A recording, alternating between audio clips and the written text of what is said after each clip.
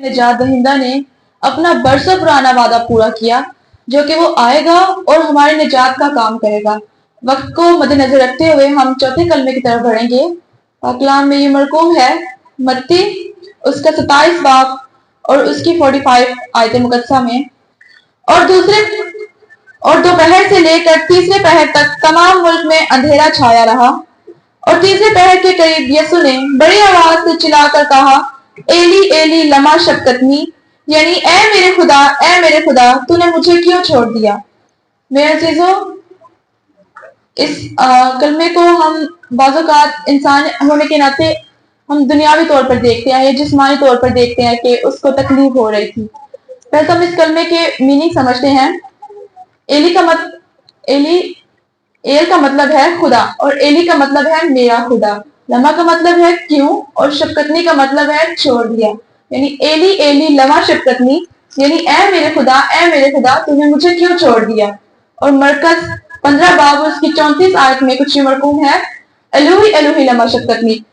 اور متی کی انجیل میں یہ عبرانی میں لکھا گیا ہے، اور مرکز کی انجیل میں یہ ارامی میں لکھا گیا ہے۔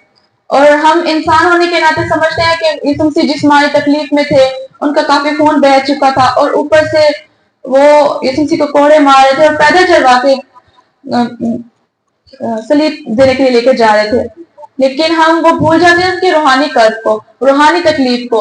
وہی لوگ جو چند دنوں پہلے ہوشنا کے نعرے لگا رہے تھے، جو کہہ رہے تھے کہ ابن آدم کے بیٹے پر ہوشنا، جو کہہ رہے تھے کہ تو ہی ہمارا بچانے والا، جو یہ تسلیم کر رہے تھے کہ ہمیں بچا، آج وہ اس کو لعن طعن کر رہے ہیں۔ آج وہ اس کو کہہ رہے ہیں کہ دیکھتے ہیں کہ اس کو بچانے آتا ہے کہ نہیں آتا۔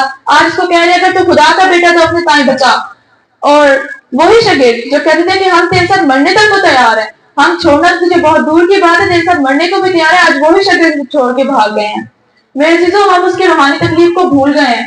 وہ یسوع مسیح صلیب پر یہی سوچ رہے ہوں گے کہ جن کو میں نے اپنے ہاتھوں سے بنایا، جتنے پیار سے میں نے شکل دی انہی ہاتھوں سے، وہ انہی ہاتھوں پہ کیل ٹھوک رہے ہیں، وہ اسی منہ سے جس منہ کو میں نے بنایا ہے مجھے لعن طعن کر رہے ہیں۔ ہم اس تکلیف کو بھول جاتے ہیں۔ میرے عزیزو، ہم سب جانتے ہیں کہ پہلے ہم خدا کی حضوری کو ہیکل میں دیکھتے تھے، ہم اب بھول گئے ہیں وہ سب کچھ۔ پاک ترین مقام تھا جہاں پہ خدا کی حضوری ہوتی، اور کاہن کو بھی پورا سال انتظار کرنا ہوتا تھا اس مقام میں داخل ہونے کے لیے، اور کاہن بھی نہیں جا سکتا تھا، سردار کاہن جاتا تھا اس مقام میں، اور اس کو یہ بھی نہیں پتا ہوتا تھا کہ میں زندہ واپس آؤں گا کہ نہیں آؤں گا، کیا میں خدا کی حضوری میں جانے کے لائق ہوں بھی یا نہیں۔ اور ہم آج اتنے آرام سے یہاں بیٹھے ہوئے ہیں چرچ میں، ہم جب چاہے ہمارا دل چاہتا ہے کہ ہم خدا کی عبادت کریں، ہم کرنے لگ جاتے ہیں۔ اور اس وقت ان کے پاس یہ موقع بھی نہیں تھا، ان کو اپنی اپنی باری کا انتظار کرنا پڑتا تھا۔ اگر ہم ہیکل کے اسٹرکچر کی طرف نظر کریں تو پاک ترین مقام اتنا مقدس تھا کہ اس کے آگے پردہ لگایا ہوا تھا تاکہ پاک مقام اور پاک ترین مقام کے درمیان ہم ڈفرینشیٹ کر سکیں۔ پاک ترین مقام کا جو پردہ تھا، یسوع مسیح کے اس کلمے کو ادا کرنے کے بعد سب سے پہلے جو کام وہ پردہ پھٹا تھا، اور وہ پردہ کی چار کپڑوں سے، 4 طرح کی چیزوں سے مل کر بنا تھا۔ پہلی کتان، جس کو ہم عام زبان میں لیلن کہتے ہیں، دوسری بکری کی کھال، تیسری مینڈے کی کھال، چوتھی تخس کی کھال۔ کتان کا جو پردہ تھا وہ 3 رنگ میں رنگا ہوا تھا، پہلا آسمانی، دوسرا ارغوانی اور تیسرا لال۔ جو آسمانی رنگ تھا یہ خدا یسوع مسیح کی آسمانی بادشاہی کو ظاہر کرتا تھا۔ سرخ رنگ یسوع مسیح کے اس خون کو ظاہر کرتا تھا جو ہماری خاطر بہایا جانے کو تھا، اور پرپل رنگ بھی اس کی آسمانی بادشاہی اور زمینی بادشاہی کو ظاہر کرتا تھا۔ بکری کی کھال ظاہر کرتے تھے کہ ہمارے گناہوں کو اٹھائے گا، ہمارے گناہوں کو نجات دے گا، گناہوں سے نجات دے گا۔ مینڈے کی کھال لال رنگ میں رنگی جاتی تھی جو کہ پھر سے یہی بات ظاہر کرتی تھی کہ ہمارے خاطر خون بہایا جائے گا۔ اور تخس کی کھال کا کچھ مفسرین اندازہ لگاتے ہیں کہ یہ بچھو کی کھال ہے، اور کچھ کہتے ہیں کہ یہ کسی سمندری جانور کی کھال ہے، لیکن اس کا ہمیں کچھ ایگزیکٹ پتہ نہیں۔ یہ بہت رف سی تھی، اور یہ پاک ترین مقام کو گندا ہونے سے بچاتی تھی، باہر کی ساری گرد کو وہ اندر نہیں آنے دیتی تھی۔ تو خدا یسوع مسیح نے بھی تو یہی کیا ہے، اس نے وہ سارے گناہ اپنے تک محدود کر لیے اور ہمیں پاک زندگی دی۔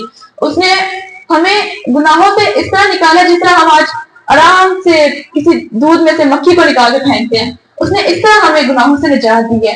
اور ہم آج بیٹھے ہوئے خدا کی حضور میں، اور جب یہ پردہ پھٹا تو اس پردے کا پھٹنا یہ بات ظاہر کرتا ہے کہ یسوع مسیح نے ہر اس اختیار، ہر اس بادشاہی سے اور ہر قسم کی لکھا ہے وہ خدا کی شبیہ میں تھا، پھر بھی اس نے اس کو اپنے قبضہ میں رکھنے کی چیز نہ سمجھا. اس نے ہر اختیار سے اپنے آپ کو سبکدوش کر لیا. اس نے ہر اختیار سے اپنا ہاتھ اٹھا لیا اور اس نے انسان کی شکل اختیار کی. اور وہ خادم بنا تاکہ ہم نجات کر پا سکیں، وہ خادم بنا تاکہ ہم وارث بن سکیں.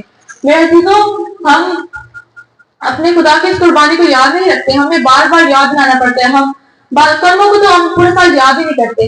گڈ فرائیڈے کے لیے رکھ دیتے، گڈ فرائیڈے آئے گا تو ہم یہ کلمے سنائیں گے. لیکن ہمیں یاد رکھنا چاہیے ہمارے خدا کے وہ کے الفاظ، اس نے ہمارے نجات کا اتنا ضروری کام کیا ہے.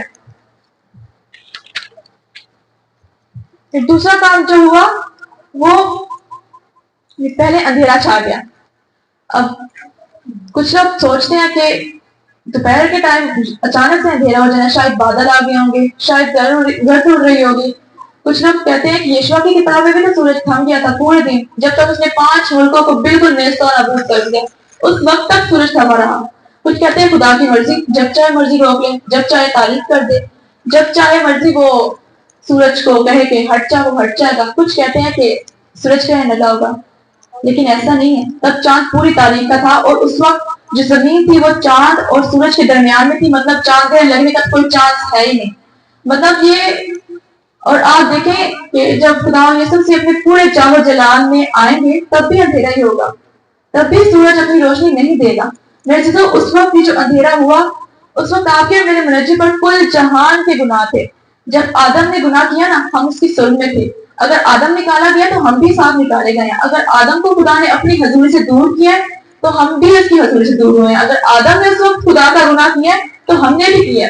میرے عزیزوں، ہم سب کے گناہ ہمارے منجی پر تھے اور اس روز عدالت ہوئی اور خدا کی عدالت دے کر لکھے چٹانیں لرز گئی اور کافی زیادہ مردے زندہ ہو گئے تاکہ گواہی دے سکے کہ یہ وہی خدا ہے، یہ وہی خدا کا بڑا ہے جس کا ہم اتنے سالوں سے انتظار کر رہے تھے. آ چکا ہے ہماری خاطر، اس نے اپنا پاک خون بہا دیا. اور بنی اسرائیل سالوں سے رسمیں ادا کر رہی تھی. احبار کی کتاب میں دیکھیں تو 5 قسم کی قربانیاں تھیں. پہلی سوکھنے قربانی، اناج کی قربانی، امن کی قربانی تاکہ خدا اور انسان کے درمیان امن بنا رہے، خطا کی قربانی اور گناہ کی قربانی. ان سے کوئی چھوٹا سا کام ہو رہا تھا قربانی دینی پڑتی، کسی مردے کو چھو لیتے قربانی دینی پڑتی. ہمارے سے ایک بار میں قربانی دے گی. ہماری اب ہر قسم کی قربانی سے جان چھوٹتی کیونکہ ہماری نجات کا کام ہمارے منجی نے اس صلیب پر دیا جس کو اس زمانے کے لوگ شرفا دیکھنا بھی پسند نہیں کرتے تھے. وہ کہتے تھے اس پر تو غلیظ لوگ لٹکتے ہیں، اس پر تو گناہگار لوگ لٹکتے ہیں ڈاکوؤں کے لیے. لیکن آپ کے اور میرے خدا نے اس تک کو لانتی بہت اس نے ہماری خاطر برداشت کی. ہم گناہ میں ہی تھے کہ مسیح ہماری خاطر ہوا. اور یہ ہمارا آج کا کلمہ ہمیں یہ بات سکھاتا ہے کہ اگر ہم آج نجات پا چکے ہیں نا، اس نے ہماری خاطر کفارہ دے دیا نا، تب اس کفارے کو بھول نہ جائیں، اس کو فراموش نہ کریں، بلکہ اس کو اپنی زندگی میں لاگو کریں. اور خدا نے جو ہمیں نیا آئین دیا ہے، جو اس نے ہمارے نیا عہد باندھا ہے، اس کو یاد رکھیں اور اس پر مکمل طور پر عمل کریں، تبھی ہم اس کی بادشاہت کے حقیقی وارث ہوں گے. اور کلام مقدس میں لکھا ہے جو کچھ تیرے پاس ہے اسے مضبوطی سے تھام لیا. اب ہمارے پاس نجات ہے، ہمارے پاس روح بچانے کا اختیار ہے. ہم نے اس نجات کو تھامے رکھنا ہے اور ساتھ اس کو ہم نے اپلائی بھی کرنا ہے اور دوسروں تک بھی پہنچانا ہے. God bless you. اپنی آنکھوں کو بند کرتے ہوئے ہم چوتھے کلمے پہ جو کہ کفارہ کا کلمہ